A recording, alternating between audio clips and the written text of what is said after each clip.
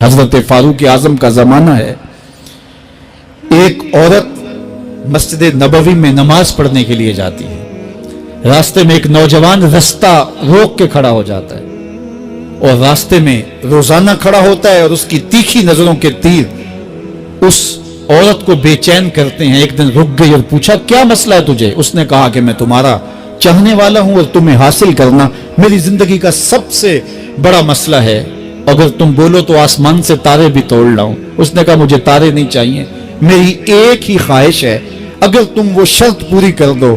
تو پھر جو تم کہو گے میں اس کے لیے حاضر ہوں گی۔ اس نے کہا جلدی بولیے،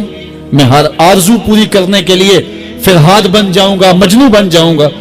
اس نے کہا میری لمبی چوڑی شرائط نہیں، ایک ہی شرط ہے، 40 دن تک حضرت عمر کے پیچھے نماز پڑھ لو، 40ویں دن کی آخری نماز کے بعد یہاں میں تیرا انتظار کروں گی۔ اس نے کہا کہ یہ کون سا مشکل کام ہے؟ 40 دن تک حضرت عمر کے پیچھے نمازیں چلتی رہیں، عمر کی قرات کا سوز دل بدلتا رہا۔ 40 دن کے بعد آخری نماز جب ہوئی تو وہ نوجوان لڑکی راستے میں کھڑی تھی اور یہ نظریں جھکا کے گزرنے لگا، تو اس نے آواز دے کے کہا حسب وعدہ تیرے لیے حاضر ہوں۔ اس نے کہا خیر سے کھڑی رہو، عمر نے دل کا تعلق رب سے جوڑ دیا ہے، تیری دعا ہے کہ ہو میری آرزو پوری۔ اقبال بولا تیری دعا ہے کہ ہو میری آرزو پوری، میری دعا ہے کہ تیری آرزو بدل جائے، تیری تمنا ہی تبدیل ہو جائے۔ آرزوؤں تو ساری زندگی پوری نہیں ہوتی، کاش ہے کوئی زندگی کا رخ ہی پھیر دے، کوئی زندگی کی سمت ہی تبدیل کر دے۔ جس کو حاصل کرنے کے لیے دن رات مرے جا رہے ہیں، کاش وہ مقصود ہی نہ رہے، وہ مطلوب ہی نہ رہے، وہ زندگی کا حاصل ہی نہ رہے، زندگی کو حقیقت کا نور مل جائے، ہمیں پتہ چل جائے ہم اس دنیا پہ آئے کس لیے تھے، ہماری زندگی کا مقصد کیا ہے۔ حائب فکر لوگ بہت تھوڑے ہوتے ہیں جو حق اور باطل کی تمیز کرنا جانتے ہیں، اللہ نے ان کو یہ امتیازی شان عطا کی ہوئی ہوتی ہے۔ وہ دیکھتے ہیں کہ حق کیا ہے، باطل کیا ہے، اور ہم نے اصل کس منزل تک پہنچنا ہے۔ ایسے لوگ ہی بامراد ہوتے ہیں اور معاشروں میں ایسے لوگ ہی معاشروں کا نمک ہوتے ہیں۔ اب موجودہ دور کے اندر چونکہ اولیاء ہماری ضرورت ہیں، اور میں نے کہا کہ 2 نمبر مال اس حوالے سے بہت زیادہ مارکیٹ میں دستیاب ہے اور بہت سارے لوگ ان کے دام تزویر میں گرفتار بھی ہو گئے، تو اس سے بعض اوقات جو ہے وہ بات ہوتی ہے کہ جناب یہ آپ کا موقف ہے، جبکہ ہمارا یہ موقف ہوتا ہی نہیں ہے۔ لیکن چونکہ ممبر و محراب کے اوپر جو ہم لوگ بیٹھے ہیں، بعض کا تقاضے اور ہوتے ہیں اور ہم کسی اور عنوان سے لوگوں کو کچھ بتا رہے ہوتے ہیں، تو لوگ ممبر و محراب سے بھی وہ چیز حاصل نہیں کر پاتے جو کہ یہاں سے حاصل ہونی چاہیے تھی۔ تو ہمیں بہرحال عملاً اب اس بات کی ضرورت ہے کہ ہم کھڑے ہو کر کے نفی کریں ایسے طبقات کی جو دین کے نام پر دین کی آبرو کو پامال کر رہے ہیں، اور ایسے لوگوں کی قربت حاصل کریں کہ جن کی سنگت اور صحبت ہماری دنیا بھی سنوارے گی، ہماری آخرت بھی سنوار دے گی۔ اس حوالے سے مختلف ادوار کے اندر مختلف شخصیات نے بڑا کام کیا ہے،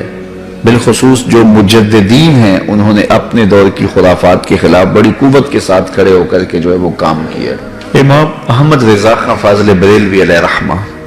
جو عاشقوں کے بھی امام ہیں اور اہل سنت کے بھی سرخیل اور مقتدا ہیں، اور جن کا نام علم کا، تحقیق کا، جستجو کا اور عشق رسول کا معتبر حوالہ ہے، انہوں نے اس حوالے سے اپنے دور میں بہت کام کیا اور وہ کام سامنے لانے کی ضرورت ہے، چونکہ بر صغیر پاک و ہند کے اندر اس طرح کی خرافات شروع سے موجود رہی ہیں اور آخر تک موجود بھی رہیں گی، اس لیے کہ ہندوؤں کے ساتھ ہماری معاشرت رہی ہے اور بہت ساری ضعیف الاعتقادیاں اور بہت سارے معاملات جو ہے وہ فطرتاً یہاں لوگوں کے خون میں بھی موجود ہیں۔ اس لیے یہاں اسلام کی حقیقی نکھری ہوئی اور صاف تصویر پیش کرنا یہ علماء کی اولین ذمہ داری ہے۔ مجدد میات حاضرہ اعلیٰ حضرت امام اشاہ احمد رضا خان بریلوی علیہ رحمہ نے اس پر بڑا کام کیا۔ جب اس عنوان سے بات ہوئی کہ طریقت اور شریعت 2 الگ الگ راستے ہیں، تو آپ نے بڑی وضاحت के साथ इस पर गुफ्तगू की कि तरीकत ही शरीयत है और शरीयत ही तरीकत है, ये दो अलग रास्ते नहीं हैं बल्कि एक ही हकीकत के दो नाम हैं। शरीयत को ही रूह तक उतार लेने का नाम और बातिन तक उतार लेने का नाम तरीकत है, तो ये कोई अलग बात नहीं है। वो हम छोटे होते थे सुनते थे और आला हजरत से ये सवाल भी हुआ, बाकायदा किसी ने पूछा कि हजरत ये जो कहा जाता है कि मौलवी और फकीर की शुरू से आपस में लगती नहीं है तो इसका क्या मतलब है? तो फरमाया सरासर बातिल है, चूंकि फकीर होता ही वो है कि जो इल्म के नूर से फैज़याब हुआ हो और इल्म के नूर से ही फिर वो उजाले मिलते हैं कि हकीकी फक्र की मंजिल नसीब होती है। आला हजरत अलैहि रहमा ने इस उन्वान के साथ जो है वो अपनी किताबों के अंदर बड़ी सैर हासिल गुफ्तगू की, बल्कि आपका एक तवील रसाला है जिसमें इस पर आपने बहस की है और उसमें तकरीबन कोई 40 के करीब सूफिया के अकवाल लाए हैं। ये जो फर्क डालने की कोशिश की गई है इसकी नफी में उनके अकवाल पेश करके ये साबित किया है कि ये कोई अलग और दो रास्ते नहीं है बल्कि शरीयत ही तरीकत है। तो कुछ लोगों को समझने में गलती लग जाए तो वो एक अमर आखिर है, लेकिन हकीकत में इसमें कोई जो है वो तफावत नहीं है। दूसरा जो मामूलात हैं उसके हवाले से आला हजरत ने बड़ी तफसील से बात की है। मामूलात हमारे आरास के हैं, कुबूर पे हाजिरी के हैं और दीगर उमूर के।